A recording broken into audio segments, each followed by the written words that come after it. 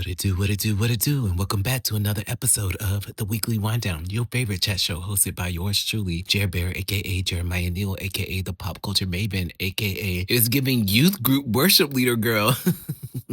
God of wonders beyond our galaxy. Come on, you are holy. It's giving those Jesus compilation CD commercials that used to come on randomly on like the news networks of all places. Well, I guess that kind of makes sense because like Fox News, the people are conservative, so they're going to brand it as Christian. But those were all the times that's when I would see them little random CD compilation commercials. Somebody better call up Sonic Plug, girl. Or Third Day, or Stephen Curtis Chapman. Man, I ain't heard these names in years. It's crazy to be chatting about them with y'all of all people. But anyway, speaking of y'all, how the hell are y'all doing? Well, I guess that's not very appropriate for today's episode. Well, I guess maybe it is because they talked about a lot of heaven and hell. That is the crux of fear for Christians. But that's neither here or there. We're trying to be positive. I hope y'all been feeling very vibey. Y'all, I have to brag. I know it seemed like we just catching up and I talk about the weather every single damn episode, but y'all, the weather here in New York is definitely giving LA.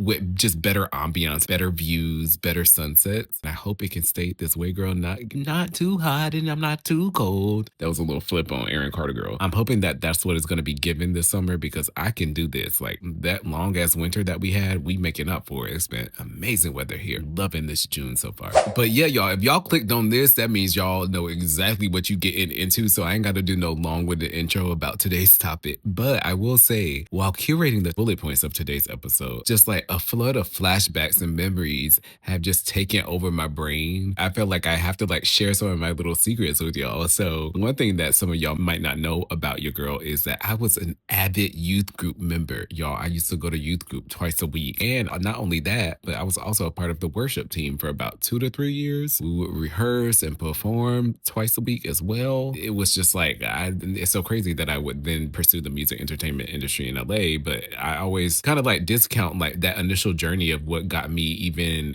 interested in wanting to like work with others and do harmonies and stuff like that. But yeah, it was definitely youth group for me. And y'all, not only that, y'all, I was actually trying to be a Christian pop star. I'm telling you, these memories came back. I was trying to make a Christian pop Christmas album with some of my friends because this was the same time that the show American Juniors had just came out, which was like the kid version of American Idol, and they were creating a music group. So I thought I was just going to do the Christian version of that. But just looking back on it, just thinking about these things, I'm like, oh my goodness, I just love my audacity because like, what was I thinking approaching these kids, these white kids of all and youth group and pretty much telling them, you're going to be a part of my group and we're going to be having rehearsals and practices. And here's your sheets, your rehearsal sheets. None of them consenting, none of them saying yes. I'm going to get what I want. Some things never change, y'all. Now, y'all knowing that Jared, that y'all know this like loud and bold and queer and revolutionary and polarizing pop maven. Okay, could y'all imagine me being gay as hell all up in the church, but also loving my squad of folks at youth group? Like that was a very cool moment for me. I wouldn't say I was necessarily like the cool or popular kid because there where I was at youth group, you had to have money in order to be that. But I definitely could hold my own. And in a space like that, I think that means a lot. My church era was actually very interesting because on my dad's side of the family, we initially grew up like very super religious, super strict with it, like very Pentecostal vibes. So we weren't very privy to a lot of like mainstream Christian norms or mainstream Christian pop music even. But when my dad remarried, we switched over primarily to like Presbyterian, which is a non-denominational, which is AKA white people church. Okay. This is a church where church be an hour, 45 minutes. So that's where I got introduced to like all these pop acts, like the Avalons and the Stephen Curtis Chapmans and the award shows like the Dove Awards and the Stellar Awards. And most of all, I would say like what the corporate side of religious entertainment could look like. And to me, I ate it up. You already know I was eating up MTV and BET and stuff like that. So now you got the Christian version of this, girl. I'm gonna tear it all up. I'm gonna consume it all. But anywho, I'm very excited to unpack all of my knowledge and my appreciation appreciation for the Christian music industry as a whole with y'all, even though there are some corrupt moments or people or faces within the system that we will be talking about a little later. But overall, I hope that this just takes y'all down like a fun memory lane. If you were just a millennial Christian pop girly, this episode is for you. Now, before we hop into some of like my favorite Christian pop artists, I definitely want to set the scene for y'all, describe the Christian pop ecosystem at the time that I grew up in my tween and teenhood. Because even though music was like, I would say a good 70% of everything that was going on, everything that was hyped up, it was like an alternate universe if we want to keep it real. It felt like a Panera Bread commercial mixed in with American Eagle energy, like the ambiance that you get when you walk into an American Eagle, and then throw in some Bibles. Like that's how I would view like going to church or going to these activities. If you are into like aura colors, if you can read auras, millennial Christian pop church vibes gave me the colors teal and yellow. Do what you want with that information. Nevertheless, if you were a part of the scene, okay, if you were one of the cool girlies, the cool Christian pop girlies, you did at least 3 of these activities like once or twice a week. Okay, girl, this was part of your repertoire. Number 1, you had to be hitting up the Christian bookstores. This was a huge thing, especially in South Florida. Oh my goodness. And I personally used to love them because this is where they would sample a lot of the new music releases and new music videos from a lot of the artists that I loved. So you got to keep in mind, back then we didn't really have like a Christian TV channel back then that would just like play music videos on heavy rotation, or if it did exist, it just wasn't in the Florida region, girl. So when you could go to the bookstore and see everything that they would display there, I would just be like, oh my goodness, you could finally put like a face to the voices that you would be listening to on the daily basis. So I used to love that. And you know, of course, they had like the different color Bibles and devotionals. Everybody had to get them a devotional, you know, because if you went to Bible study, girl, which is next on the list, everybody had to go to Bible study. So you go to youth group, but then you also have to have something separate. Bible study typically was at like somebody's house, and I used to love that, girl, because they used to have all the snacks. I'm gonna keep it real with y'all. Some things truly don't ever change, and that's something that's always top of mind. Yes, I was gonna show up to so-and-so's house because I knew I was gonna have me some pop and some chips, okay? Speaking of food, y'all, VeggieTales. Who remembers VeggieTales, y'all? Broccoli, celery. Now, don't get me wrong, y'all. I loved me some VeggieTales. I thought it was just like really cool, very fun, clever ways to get people hooked into the stories of the Bible. However, I would say I was more of an Adventures in Odyssey type of girl. I don't know if y'all ever heard of that show, but that was my show. Now, that was some crazy storytelling. They had me really feeling like I was up there with like Jonah up in the whale, like based on how they used to do the audios and the transitions and the music. Adventures in Odyssey was so tea, and I feel like they should have some type of revival. Now, nothing gives church more than a youth group lock-in, girl. So, of course, you went to youth group at normal hours, like a 6 to 9 on a Tuesday or Wednesday or a Thursday. But then on Fridays and Saturdays, they used to have these lock-ins where you would come and you would stay in, sometimes late, sometimes at midnight, 1 a.m. I don't know why our parents were doing this, and then they would be the ones sitting out there waiting for us to come out. I never understood this. Sometimes you would stay overnight until the morning. And I get it. They was trying to keep the youth off the streets, y'all. But to be honest, this is where I learned some of the ways of the world, girl, some of the craziness, sex, cuss words, all that stuff. I learned that at church, girl. And it's so funny because, again, like our parents were just sitting there just thinking, you know, oh, our kids are just so holy and they're just going to have such a sanctified experience. But it was quite contrary, girl. Mary. And hey, come on. We'll talk about them a little later. But it was definitely quite the opposite experience. No tea, no shade. But even if they was, you know, sucking it in the bathroom, everybody did still rep they WWJD bracelet, girl.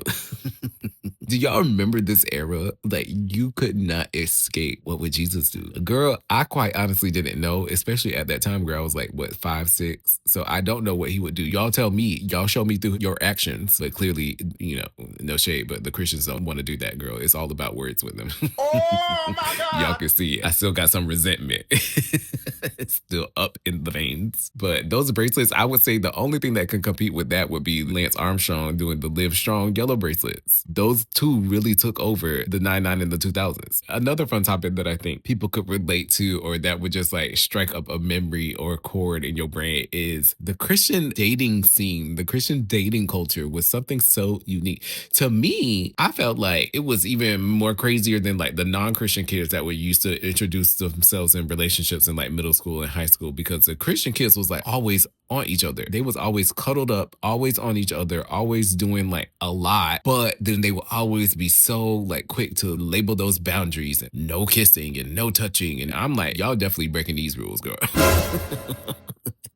It's a lot of y'all being all up in each other's atmospheres. And I know y'all be doing a little kissing and touching like Danny Kane, suckers for love. Okay. I just thought that was so funny. But it gave very Hallmark, if we're going to keep it real. Or at least the scene that I was privy to, it definitely gave like very Hallmark, which I definitely could appreciate nowadays. Like I would love to go just get my little cup of joe with the little receptionist at the church or whatever and just speak in positivity, etc. But you can kind of find those vibes in other places, like especially when I was up at the yoga studios all the time, y'all, or concerts. Again, like you can find your tribe, you can find like-minded folks that enjoy like the same principles and stuff that you do outside of just this one sector. But nevertheless, another cool vibe was the Christian magazines, CCM. Who remembers CCM? Okay, I really loved this because outside of Billboard, I used to love paying attention to the Christian charts. Like they had so many different categories, like adult contemporary and gospel and modern pop, and I don't know, I just thought it was very cool to see the business side develop, or like how they just decided to segment everything when it came to this particular sector. But overall, if anything felt like Disney Channel coded or I was living through that, it would definitely be this, especially, oh my goodness, how everyone was so prideful to be abstinent in Christianity.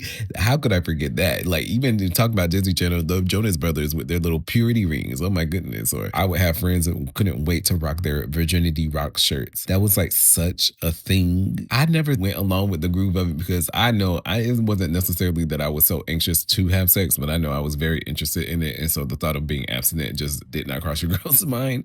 And a lot of my other friends at youth group, no tea, no shade, but they really fought hard for wanting us to believe and fall for that or whatever. I remember one of the boys in youth group, he had to be only in the 7th grade up there talking about he was having sex at 12 and 13. I'm like, girl, I feel like stories like that is encouraging the kids to go do it, but they was just trying to say, hey, don't go down that lane. I like that. I like that he was trying to be like a living proof example or whatever, but at the same time, I'm like, if he 12, I know his friends are also doing that too. So what you learn at church? Out of everything that I'm describing, I hope this can like paint a picture for y'all as to how some people can live their entire life inside of a bubble. Because doesn't this world sound like rainbow and butterflies? Like I said, like a Hallmark movie. Like this is what these people do. They go and grab acai bowls and read the Bible. And like I said, go to Bible studies and youth group and worship practice. The principles of it definitely, number one, they worked for me. I lived for it and I really was a big fan of the community of it all. But again, it was cool for me to pay attention to and compare it to the business practices of like mainstream culture versus mainstream Christian pop culture. A lot more similarities and differences than we would think. Like in theory, everything that we loved and adored existed in the bubble that I just was talking to you about. It just had a Christian version of it. Even we know we have now, that's what I call music. We had wow compilation CDs. And you know, although I didn't necessarily relate to like some of the stuff that my kids in class knew about when it comes to like secular music, in reflection, I did have adjacent versions to it. So the people, the big dogs at top, they did know. They were like, oh, we're going to make the carbon copy of the secular version that we see. We're just going to make the Christian version. That was their formulas. And it really worked because I just felt like I had the best of both worlds, like Hannah Montana. I didn't really feel left out. You know, I still had like a dose of feeling like, oh, I was part of some type of movement, even if it was just only like the Christian version of it, the Christian variant. I will give them their 10s on being able to paint like the perfect picture of fun and bliss for us like tweens and teens, which I definitely appreciated considering how jarring and fearful the Christian religion can be in general, but just like adult church can be. I love going to youth group church over adult church. Oh my gosh, like the songs were so much better and the lessons were not, you are a terrible person and you're gonna go to hell all the time. Like they didn't start that shit until when you turn 18, I feel. Again, this is white people churches that we talk about, y'all. And I'm just so grateful that, I am privy to, the Alanis Morissettes and the Destiny's Childs, but the same way that secular world had that, we had our Rebecca St. James and our Ada Edens or our Trinity 5-7s, okay? Even when it came to festivals, y'all want to go to Coachella and all them places, Lollapalooza every year, girl, we had our own. Boonadooshas was the name of the one in South Florida, but there was a whole bunch of chain ones that would go across the United States. I remember even when they had partnered up with Disney and Universal Studios for like Rock the Universe, that's when all the Christian artists would come and perform at like Disney. Stuff like that to me was so cool. It made it cool. They did a really good job. And it's the same way that like Got Milk. That's how I look at all of these things as like campaigns. But like Dare, against drugs, Got Milk, becoming a Christian pop kid. They did a real good job. They branding was on point, top tier. Everything was just like so Disney coded. And I live for that. Y'all know that's my personality. Even though as a mature 30 something, I ain't gonna tell y'all the exact 30.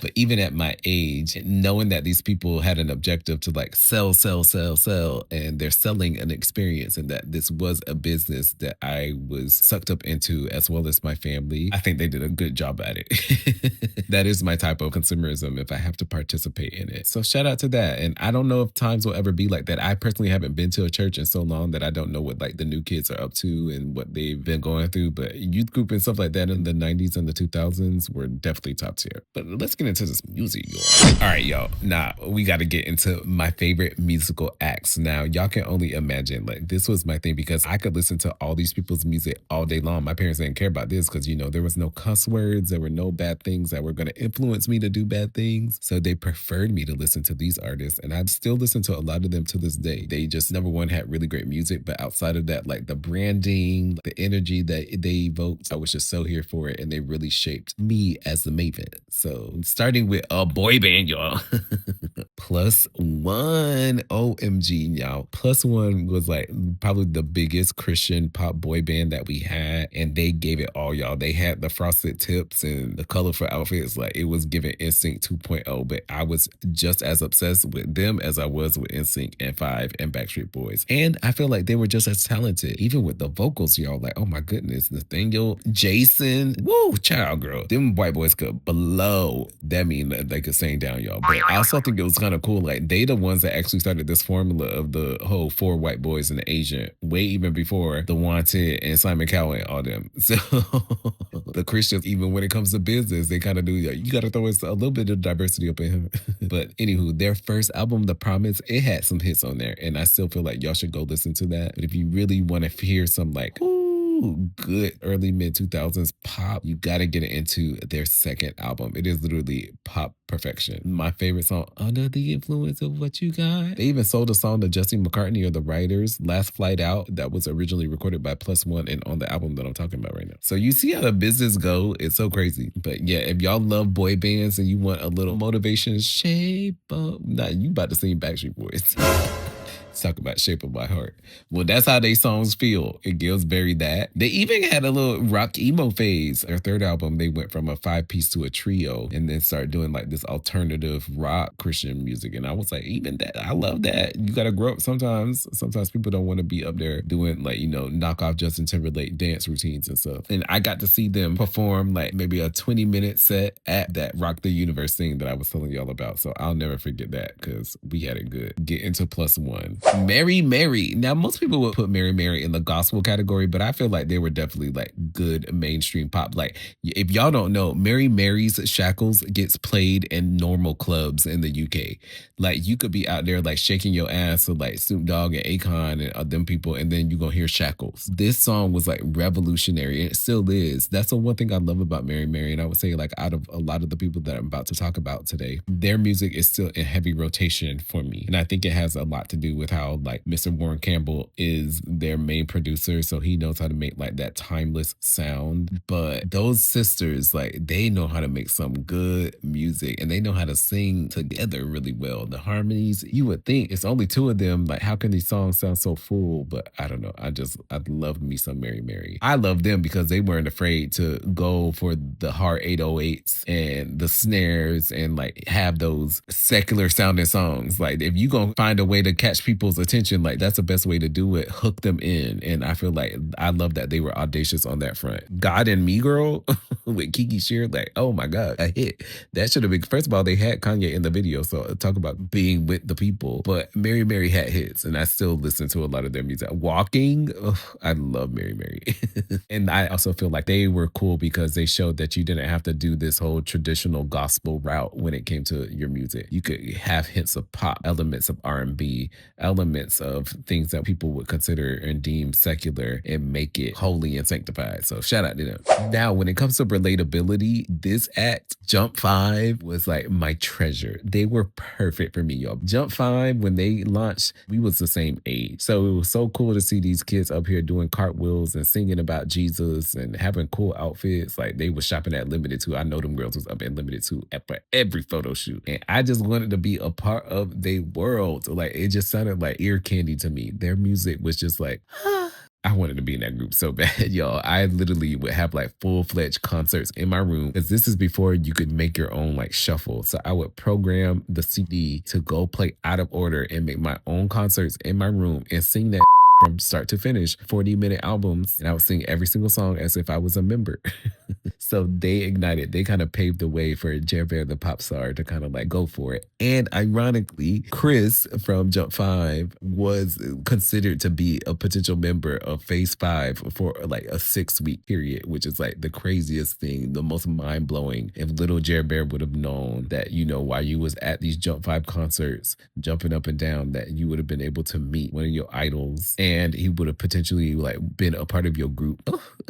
The world is crazy and wild, and I actually love it. But overall, I love Jump 5. I love their mission. Again, very fortunate to have been able to see them live, and how they performed was something so cool. It was like they was doing like gymnastics, like the Harlem Globetrotter type stuff mixed with live singing. Like, I don't know. They had a really cool package. I love the co-ed fusion. I love when girls and guys are singing like the 18s. Also about like innocent and fun stuff. Self-empowerment songs like Diamond. I love fun songs. Throw Your Hands Up, Jumpin'. So yeah, shout out to Jump 5. When I think of like American vibes of the mid 2000s, Jump 5 definitely owns that category. Now, y'all know I couldn't get through this episode without talking about a girl group, y'all. I feel like all the acts that I'm talking about have like a little special sphere in my heart, but I think I was the most devoted to this particular group, Out of Eden, y'all. Now, y'all know I love my girl groups, but this one really set the bar high. Like the Kimmy sisters had 6 albums over the course of 15 years together, and I feel like each album is the perfect time capsule to the sounds of what everyone was experimenting with at the time, and I just love it. If you want to listen to them, just start with Love in the Day, which is their first album, and just listen to it, and you're just going to be like, wow, these ladies really went through a wave of experimentation. Freaking Lisa Kimmy, who is the oldest member, the oldest sister, she's also the vocal producer of the group, and my oh my, I know we always say that Brandy is like the vocal Bible, but I feel like we don't really give Lisa Kimmy whinings, okay, you gotta add that whinings on there, enough flowers for like her ear on how she vocal produces, her paddings, her harmonies. Like this lady, she was sonically creating a crazy world for WWE, and I loved it. Her paddings, oof, you would think it would be 5 or 6 members in this group, the way that she would be delivering some of this stuff. So man, oh man, I gotta give her props. Another cool vibe about Out of Eden that I want to chat about is, of course, you know, their music was jumping for sure, but their fashions also ate. Like they were so Y2K coded, and again, during this era, you had to be like super conservative at church. You know, that was in wearing the long skirts and covering up yourself and not being salacious and provocative. So it was so cool for me to see like these 3 Black women being so fashion forward with their already amazing music. Nothing was ever too provocative or too much, but I also love that they were pushing the limits. This was the first time that I was seeing people like, you know, dyeing their hair and wearing those ski goggles like as accessories, bright colors. These are items that I still like seek in my wardrobe to this day. So they definitely had it on lock when it came to the fashions, and I love that. I love when a girl group can own their styling. Y'all better get into my girls Out of Eden. Don't say I didn't warn you about the world that you're about to enter into, because the catalog just speaks for itself. Just go listen, please. Now this next group, y'all,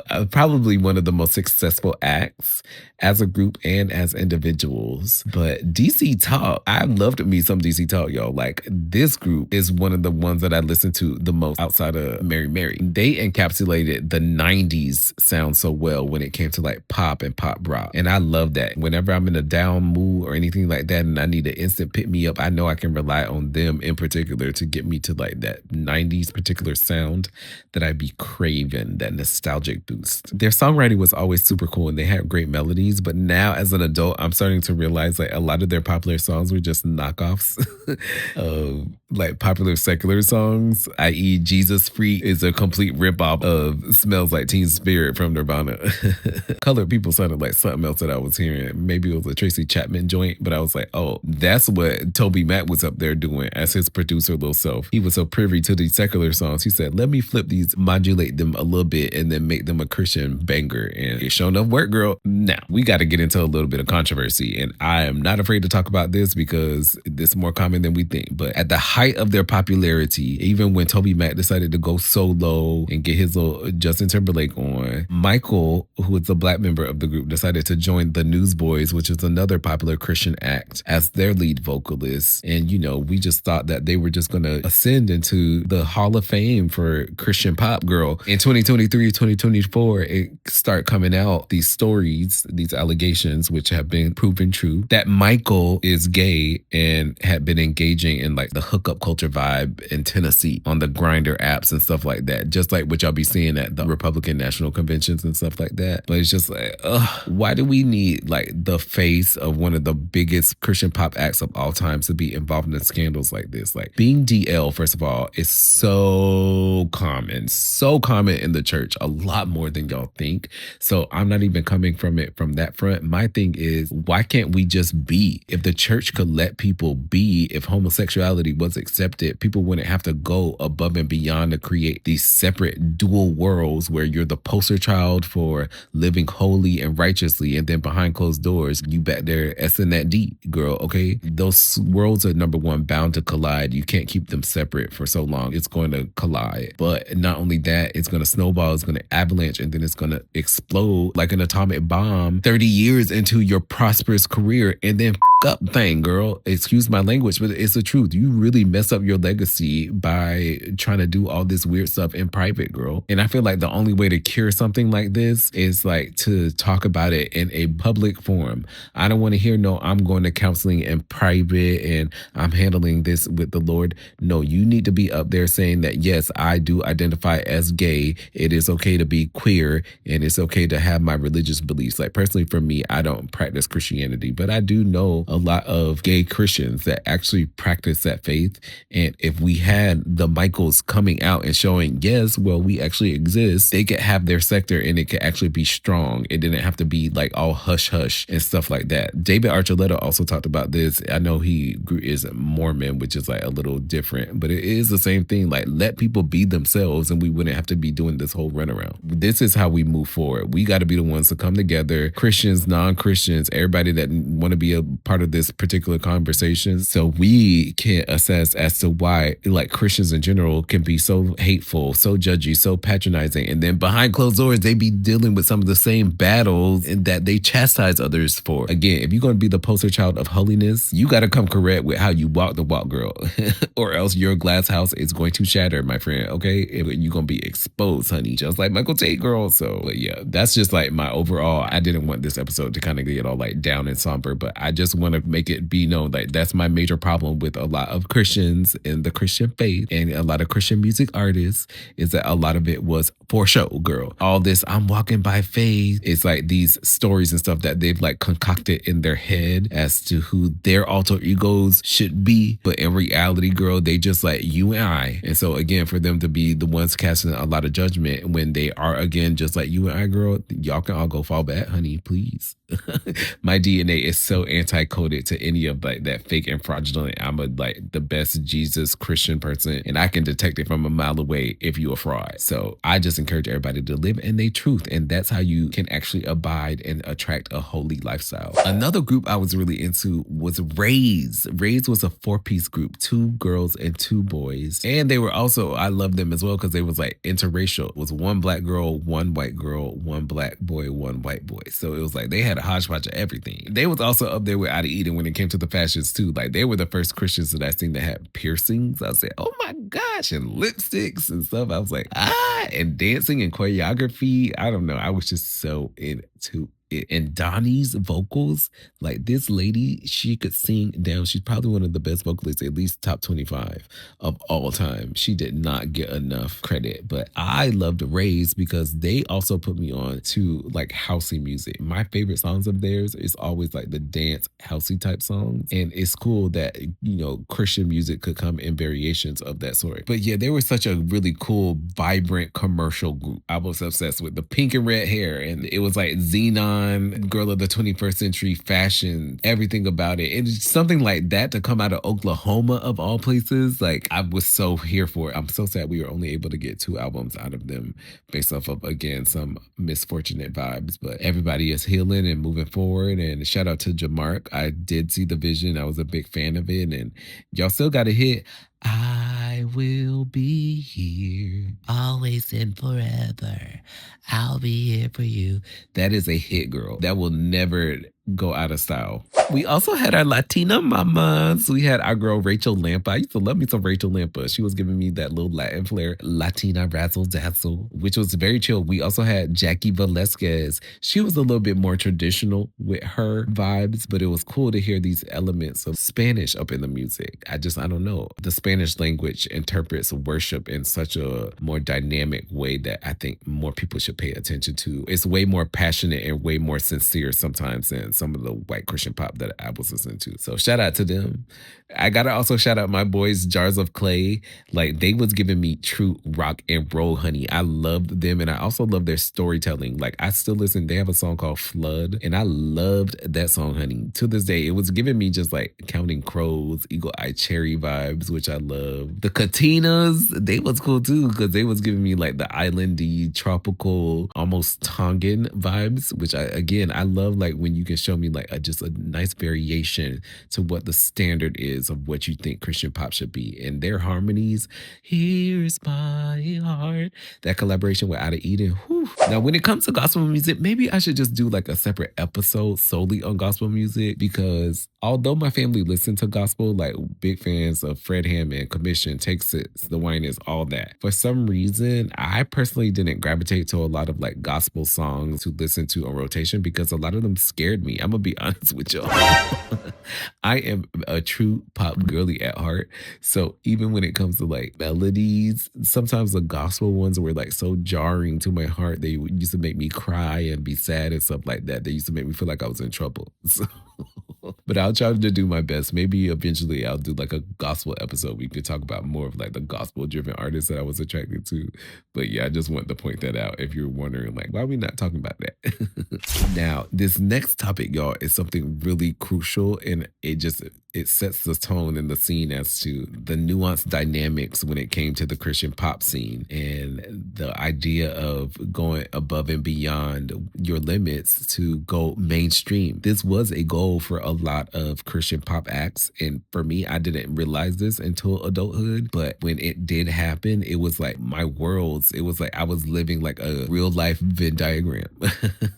I would be losing my mind because to me, like these are my little secret artists. They were my hidden gems. So for the world to then have access to these Christian acts that I only knew, like I was the one listening to these people at youth group and stuff like that. How you know about Stacey Rico? But I love when the Christian artists felt as big as the secular stars. Like I love when they also was getting them budgets too. Like you could see it definitely, of course, in the music videos, but a lot in like the tour budgets, the pyrotechnics, the lights, all of that stuff got way better as time evolved. And I'm definitely on to the fact that these people probably got way better cuts from the venues by using like churches and church venues to do their concerts and their tours, as opposed to doing like normal tours and normal music venues. I'm like, dang, these people was probably saving so much money or making so much money at that, girl. Even with like the ticketing for the shows, I'm pretty sure the church was super excited to have some type of involvement and raising money that way, that they probably would cut them really good deals. These crossover Christian artists were like the faces, the prototypes of testing these theories out. So I gotta shout a couple of them out for y'all. My girl, Stacey Orico. Oh my gosh. Y'all know I love me some Stacey Orico. One of my favorite artists of all time. And I was freaking out when I turned on MTV one day and I saw Stuck was on TRL, y'all. I was about to lose my mind. Stacey came out with her first album, Genuine, which was definitely heavily marketed to the Christian sphere. And then she did a Christmas album. But then when she came out with her self-titled, that just took over the world. There's gotta be more to life.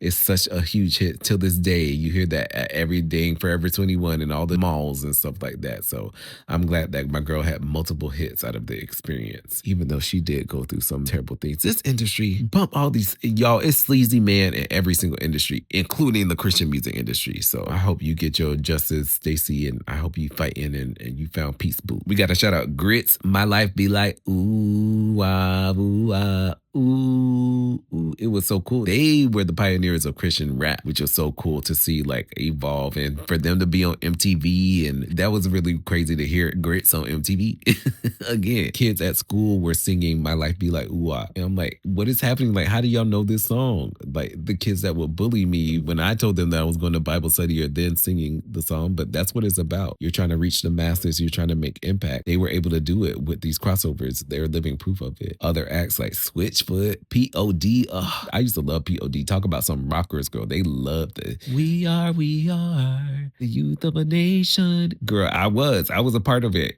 Put me in a video.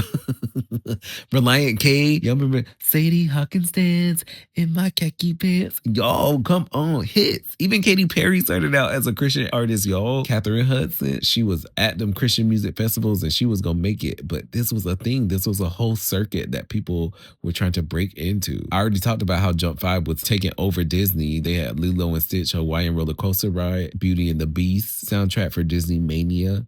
So that was perfect for them because they had the perfect target audience for like Radio Disney. So they was always booked for them shows and them tours. That was perfect business. Even Ida Eden was on the episode of Moesha, girl. I loved that. I love seeing my Christian idols in the world. It was so cool seeing them be themselves and being them true selves within the world that most Christian folks would tell us to fear. Because you already know there was some tensions brewing between like church ministries saying that these people are like fame seekers and church dwellers feeling like these people are seeking the fortune side of things as opposed to the artist feeling like, no, I'm anointed by God to go spread this message. I don't know. I kind of lean more into the artist side. Like if you got the sauce, the ambiance to attract people to listen to what you got to say and you're speaking something of volition, it's your faith. It's your Christian faith at that. There's nothing wrong with that. Go to the ends of the earth with that, in my eyes. There's nothing wrong with like taking secular avenues to get your mission heard. That's what people do every single day. And even in general, if you look at today's landscape, like I can honestly say, I don't even think it's the same anymore. Like I think the time that I lived through when it came to Christian pop music was one of a kind because even the current acts aren't even as Christian. I would say like they're definitely faith driven, but the popular folks are like the Lecrae's and the indie millennials and those types of artists. They don't have to like choose between faith and mainstream success. They can just focus on making good music and it's going to find the quality audience that it needs to. There's like more level-headed people, I guess, maybe within the church or just as consumers that know that they want to have like more positive focused music that they can consume, that there's a space for these artists to exist. And I just wish we could applaud the pioneers, of which are a lot of the people that I talked about earlier. But these people were like real trailblazers and stepping into a space, coming as I am and making quality Christian music. They set that to now we have the artists of today being able to do that, both secular and Christian. And I think that's so cool. It's very honest and truthful. It shows you that Christianity doesn't have to be cult-like. And I think like that's the biggest objective. Come as you are. But yeah, y'all, I hope y'all enjoyed this episode. Like, even though I'm not a practicing Christian, y'all, I still got my faith-driven lessons and I have a really core quality foundation. And it's all thanks to a lot of the factors of Christian pop that we discussed today.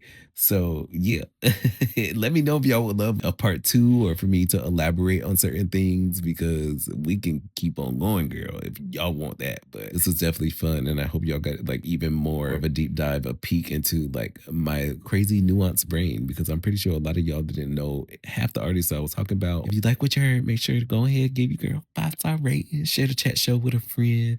Just let the world know that the weekly wind down is here to stay. I cannot believe we're almost to 30 episodes, girl. Like, what is going on? My longest running production of anything that I've ever done in my whole life. I'm so proud of this show. I'm so proud of it. I'm so happy that I have amazing listeners like y'all who give your girl a shot. So thank y'all for tuning in, and I will chat with y'all next week. This has been Jam Bear signing out of the weekly wind down, y'all. Holla. Go get into that Christian music.